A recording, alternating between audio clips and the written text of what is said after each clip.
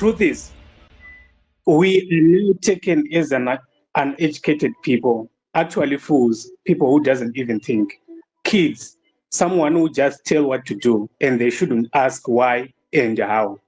Because if it were that we are considered as a people, the first thing is to consider that when you say the president is now elected through parliament, and we know that the agenda of ZANU-PF is to remain in power until I don't know, how then could the parliamentarians who are also beneficiaries of the bill go against the bill? I'm not a legal expert, but I can tell that if we say we are not extending the term limit, when we say we want to extend the electoral cycles, what's the difference between extending, lengthening, and elongating the electoral period, the presidential term? As long as the incumbent is the president, also benefiting from the act that is going to be done on the constitution in relation to the bill, that means we are lengthening the presidential term. Because for it to exist as a presidential term, it has to go through the electoral cycles, which we want to hide as if I know electoral cycle is something different, which is not actually justified in Section 95. It's actually not pinpointed in Section 328 as an amendment that requires a referendum and this and that. That's not true. Logically and fairly, if we were to take the issue on a fair basis, the people who voted you into power need to understand why you want to continue. So if you say they said you are doing good, then why don't you why would you want to avoid to say, no guys, I heard 50 of you saying I'm good, I should continue up to 2030. Let us vote and see whether the narrative that the recommendation that I got is what you actually all agree to. As long as even one person says no, there's a reason for you to acknowledge that that's not only a single person. There are a lot of people who might be, even though you don't know. So that assumption and the hanging truth that you don't have should be verified first. Let's assume they did their survey and they find out that probably within that PF, maybe 3/4 of them are supporting the agenda or this and that. But actually, which is not true though, because we know recently Tembamlis was actually accusing Comrade whatever Vice President Constantino Chiwenga, saying he's trying to accept power from the president, what, this and that, which shows that automatically within the party and within the party structures at the highest hierarchies, it shows that it's not this bill has discontent to some of the members. Then how could it be to the rest of the opposition, which is almost half of the country? That should be taken note of and be considered. Unfortunately, most of us as Zimbabweans, we no longer have any right. We don't say anything that could be understood. Because for you to be understood, it's either you are wealthy, you have a lot of money, that you can convince everyone to listen to you because you can buy them. Or secondly, you have a security backup, so that after you say whatever you said, you cannot be killed, you cannot be tortured, you cannot be done all sorts of things. So we end up being afraid of such tortures and stuff. But at the end of the day, if you look deeply into reality of the future of our kids, the future of the next generations, sometimes there's no reason for you to say, I want to secure my life when you're already dead. Because all these manipulations means they would have killed almost everything. So what would be left for you to say, no, I was afraid because I thought I would be killed, when you are already being killed while it's alive and watching? The issue of term extension is highly illegal. And the issue of term extension, as well as the proposition by Nick Mangwana, is very abusive. Because you can't take yourself and take the whole nation for a ride to say, what I think myself is what everyone is thinking.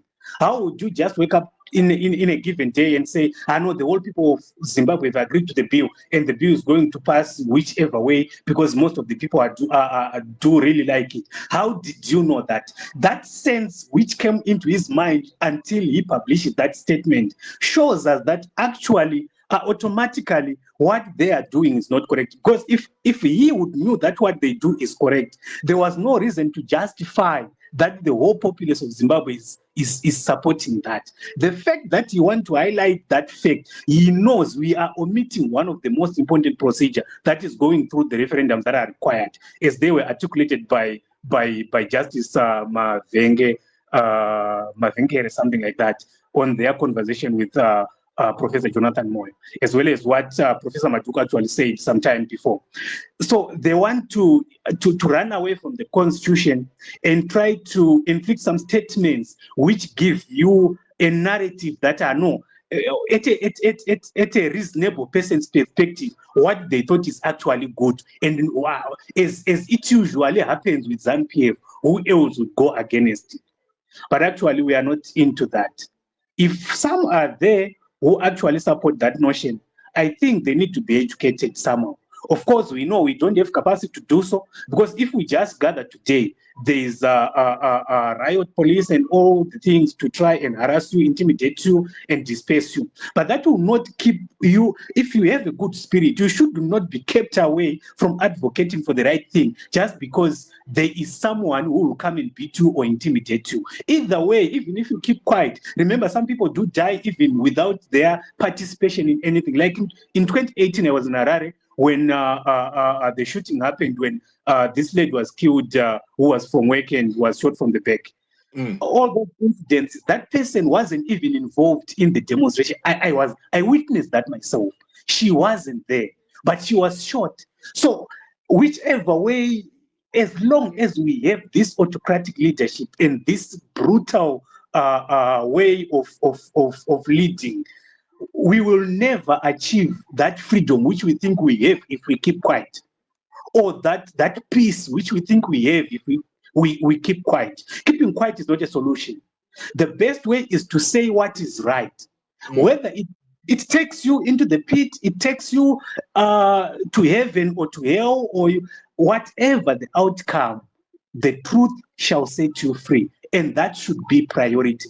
I hate the scenario of I hate the system of corruption. I hate the system of fear, which affects even many things in Zimbabwe. Let me give you an example which actually mimic the picture which are being given now by ZANU-PF.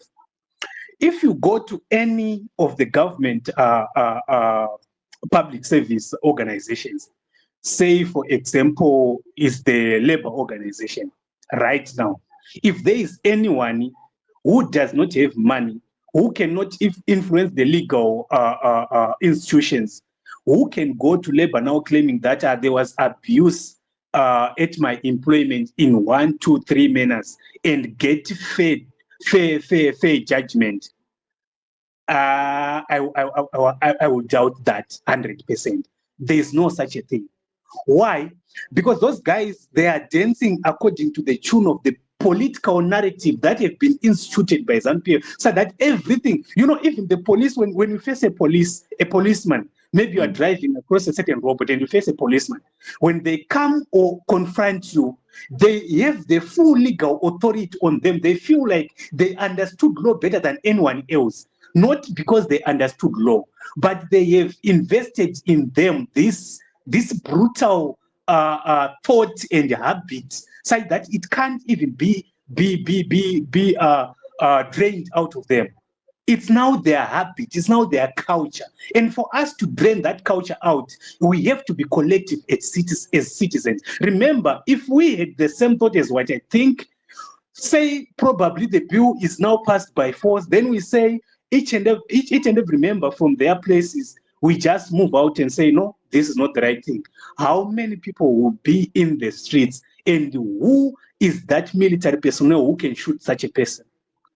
Right. There's no one who can be willing to push or pull a trigger into a pool of people. It's never possible.